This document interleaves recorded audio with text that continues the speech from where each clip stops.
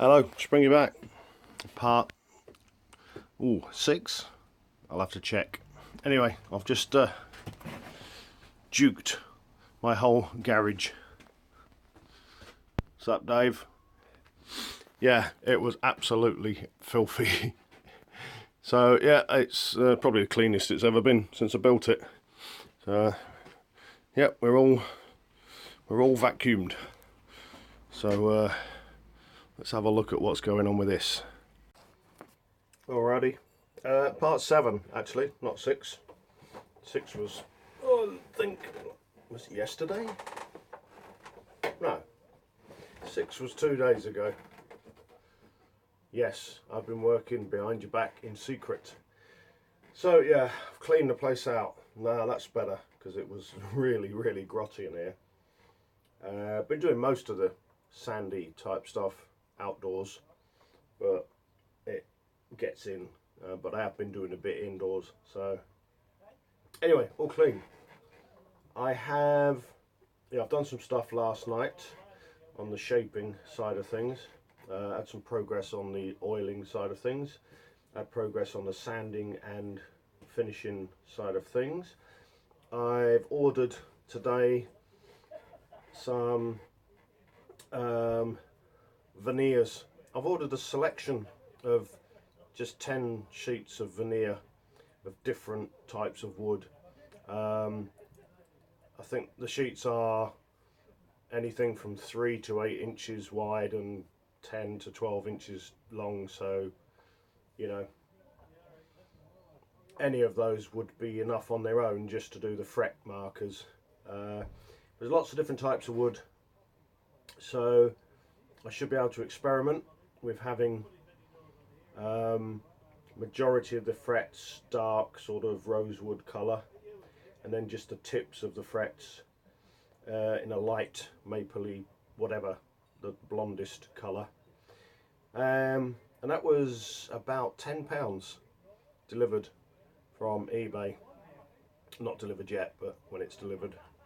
So about £1 a sheet of veneer, which is good. And I've got plenty of different types to choose from. It's 0.6 of a mil thickness, which is about 25 thousandths of an inch, maybe 25. So that's coming. I've ordered myself an X-Acto knife or a scalpel, a nice little 3-piece thing where I can, it's a nice metal device. It's got 6 or 7 blades with it, 6 blades with it, and I can get the blades, the standard size X-Acto knife blades, I would call them. For me to cut the veneer. I don't actually possess a scalpel, X-Acto, whatever, a fine bladed knife. I end up with Stanley box cutter, but these are obviously finer. So that's coming, and that was £6 or £7 delivered. Again, eBay. That'll be a few days, so that's good. Just things I haven't really had before or needed. So as usual, each project builds up your tools and resources. So I'll show you the sticky out strap button adaptation device type thing. I remember drawing it out badly on the last video. 2 good things. My friend Chris at work, who I was saying someone at work's pretty good on a lathe. Well, Chris is fully qualified machine turner, everything. So he's not pretty good on a lathe, he's blooming brilliant on a lathe. So he's going to make it for me. And just strangely by coincidence, he said, "Oh, I'll make it out of stainless." And I said, "Oh, mild steel's okay, won't it be?" He said, "No, I'll make it out of stainless." Okay then. And I was, size wise, I was telling him I wanted an M8 by 1.25 pitch thread or thereabouts, and I said like a 10mm rod. I said, would that be wide enough? He said, no, you need a 12 or whatever, ½ inch or 12mm rod for that. And something's very strange, things are lining up. This here is a 12mm piece of stainless rod, plenty long enough plus a bit spare to make some spacers with for the bottom of the guitar. This was given to me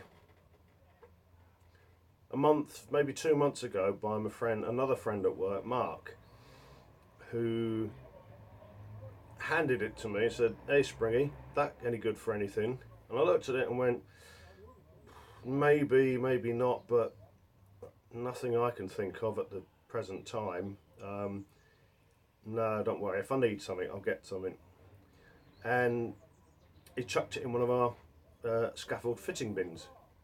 So then when I was talking to Mark yesterday, day before, about this concept, he said, oh, what about that bit of stainless that we had a couple of months ago?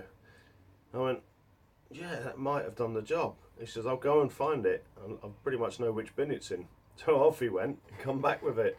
So thank you, Mark. Thank you, Chris, because Chris is going to actually turn that into what I need. So there you go. It's stainless. I don't know what grade stainless it is. It's pretty much not magnetic. There's a slight bit of magneticism to it, but it's stainless enough for what I need. But it's 12, so it's the right size on Chris's advice. So yeah, good. I'll show you where the bass is since I turned it into Jill, Jack to Jill. Okay, it's hanging because I've got finish on it, got oil on it. Basically, I've taken off the appendage. In fact, that sort of idea of where that's going to go, that's why I didn't want it to be on there permanently. I wanted it to screw in to the guitar. Yeah, so anyway, I've chopped off the appendage, I've chopped off that bit there, I've reshaped the edges again, pretty much made a cricket bat and sanded it all to 240. Really annoyed about that hole. I really wish I could do something with it. It looks like there's actually totally smooth. That it looks like there's a gap around it. There isn't. That's must be the glue or something. The one at the end, because it's end grain, I'm guessing that's not too bad at all. Anyway, this is the second coat of Danish oil. Light coats, leave 24 hours. I'm putting it on with just paper towel, and then it came. I really went to town sanding this, but there were a few little imperfections, so I've resanded some of those parts. And what I'm doing between coats now is just wire wool. I have no idea what grade it is. I just bought that for doing some plumbing stuff on copper pipes, but it polishes it really well. It does a really lovely job of sort of polishing the previous coat, but not so much that the new coat doesn't stick. Yeah, so that's what I'm using between coats, and occasionally I'll find a little dink or something I need to get out, which is a bit annoying because to get the dinks out I have to go back to sort of 240 paper and then wire wool to get rid of the depth of the dink. But it hasn't happened so far, but I don't want it to get to where, because I've sanded a bit deeper, it comes out a different colour to the rest. Now all these colour changes are literally the colours in the wood. And to be honest, I'm really pleased with it. Because before I chopped this down and started sanding again, there were loads of swirl marks and imperfections, but now it's actually it's really nice when you've left it 24 hours. It's hard and it's sort of a glass feel. Now I was really bugged about these two marks, thinking that they were dinks, thinking that they were dents in the wood. They're not. It's colour. It's actually colour in the wood grain. They're totally smooth. I've attempted to wire wool them and that, and they don't actually. See, that one looks like it goes over. It goes between the two pieces of wood. It's completely smooth. There's no dent in there, so that's strange. Anyway, we'll just say that that's part of the colour of the wood. I know what I forgot to do. I forgot to order some black shielding paint so I can make this all pretty, my ugly bits. Anyway, so that is that. That's all I've got to show you really at the moment. That's where it's got to. I'm actually in a sort of happy place now with it. I'm enjoying it. I'm enjoying putting a coat of this on each day and then just wire wooling it to a sort of glassy finish and then putting another coat on. I will again, he says he'll be taking the frets out. To get the frets out, I'll be using a soldering iron with a wide tip with a slot cut in it, fret sized slot in the end, and water around all the frets, soldering iron to heat up any glue and to help moisture get between the fret and the fretboard. And I shall also be cranking the neck backwards so it's got a back bow in it to open it up. So, but that's for defretting video. But there you go. Anyway, I've basically now got pretty much the same guitar I've had twice before. Actually, this is a lot smaller. The Steinberger L2 and the Honor B2 and the B2A sort of come up here, and then they're wider this end, and they have the two sort of feet on the bottom. So it's more of a sort of a whatever you'd call that, a cone shape. You know what I mean?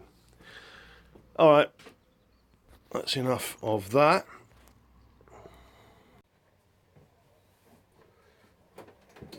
Anyway, so sewer. I saw the boys yesterday. Sorry, I saw one of the boys yesterday. Johnny, who you don't know. They're my friends from Northumberland who come to work every time we have an outage and occasionally in between, and they do all the air inlet filters and ducting and fire dampers and all that, and great lads, Sean, Johnny and all the other boys. Anyway, Johnny turned up yesterday, just sort of in passing, just happened to be passing North Lincolnshire on his way back to now Sean is from Ashington, Johnny is from somewhere a little bit further up than Ashington, and I can't remember what it's called, but anyway, Northumbria. So sewer is so in Northumberlandish, Northumbrian, and many other muckle other doozers, muckle doozers, lots of workers, Cadukin being busy, mint, good. What else is there? Anything that I can say? Probably nothing else that I can actually say on YouTube without being banned. Anyway, War Johnny and War Shawnee. Sewer That's why I sometimes say that. I've been Springy. Peace and love. And look at that. That's a contradiction in terms, isn't it? Athletic on me. You haven't. That should say UN, unathletic. Cheers. Peas and loaf. I've been Springy. See you in part 8, because this is 7, not 6.